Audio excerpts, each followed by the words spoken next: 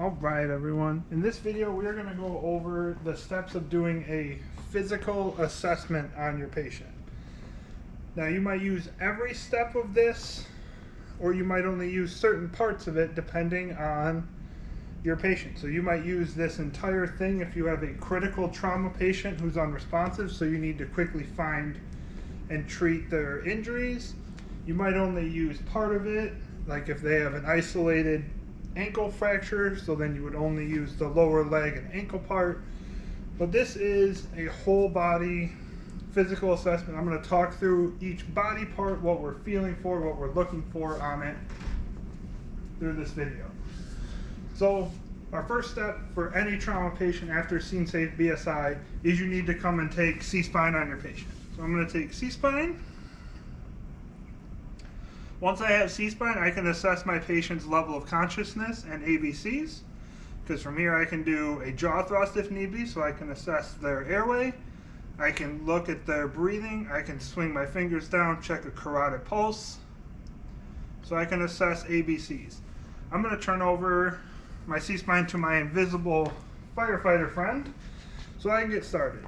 So on an adult patient, we are going to start at the head and work our way down, because the most important stuff is found in the top half of your body. If this was a pediatric patient who's awake, I would start at their feet and work up because it's less scary that way. But since this is an adult, I'm going to start at their head and work down. So every body system, we are at least checking for DCAP BLS TIC, which stands for things that you can see, and then TIC stands for things you can feel. So B is burns. Sorry, should start at the beginning. D is deformities, so anything deformities I can see. C is contusions. A is abrasions. P is penetrations and punctures. B is burns. L is lacerations. And S is swelling.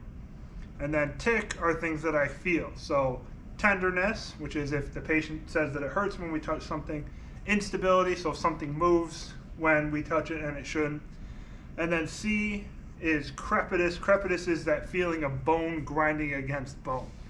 So at the very least, I'm going to start with his skull, and I'm going to feel his skull, and I'm going to look for DCAP BLS TIC. I'm also going to run my hands through his hair and look at my gloves. It's called a blood sweep, so I can very quickly look and see if he has any bleeding that I need to address from his head. I'm going to check both of his ears. I'm going to look inside of the ear canals, and I'm looking for any blood or cerebral spinal fluid that is leaking out.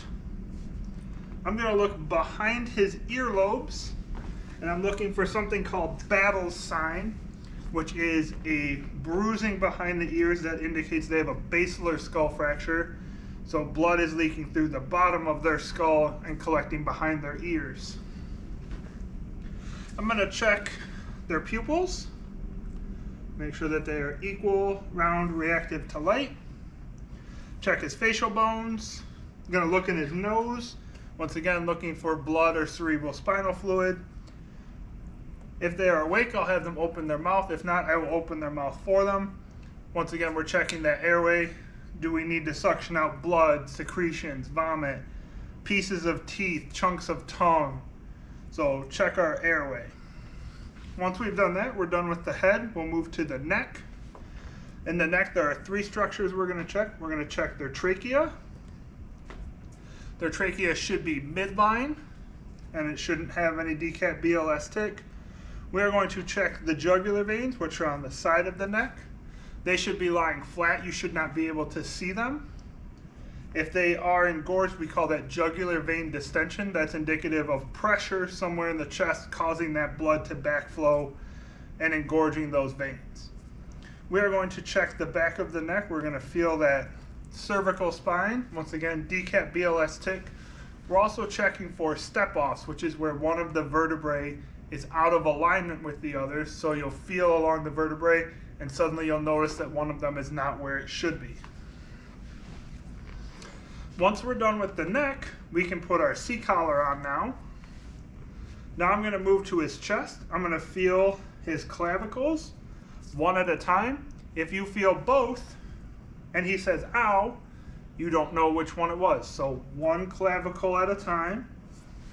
We're going to check his sternum. So you're going to take your hand like a knife and just rock it right down their sternum. Make sure that it is intact. This lets you get between the breast tissue. Next, we're going to check their rib cage. So nice big hands on their lower chest. Have them take a deep breath in and out. So in addition to DCAP BLS tick there, we're also feeling for what's called paradoxical movement, which is caused by a flail segment. A flail segment is where one or more ribs are broken in at least two areas. So if these are their ribs and they're broken on this edge and this edge, those ribs would now be free floating and they will move against the direction of the chest. So when your patient breathes in, rest of the chest goes out, but the pressure pulls that section in. They breathe out, chest comes in, but that section will go out. So it's moving paradoxically with the rest of the chest. If you find a flail segment, we are just going to use a bulky dressing and tape it in place and try and splint that back in with the rest of their chest wall, which will help their breathing. Flail segments make it very difficult to breathe. Your rib cage helps your lungs move, and if there's a section not working, they will become very short of breath. At this point, we will also listen to our patient's lung sounds, making sure they are clear and equal bilaterally.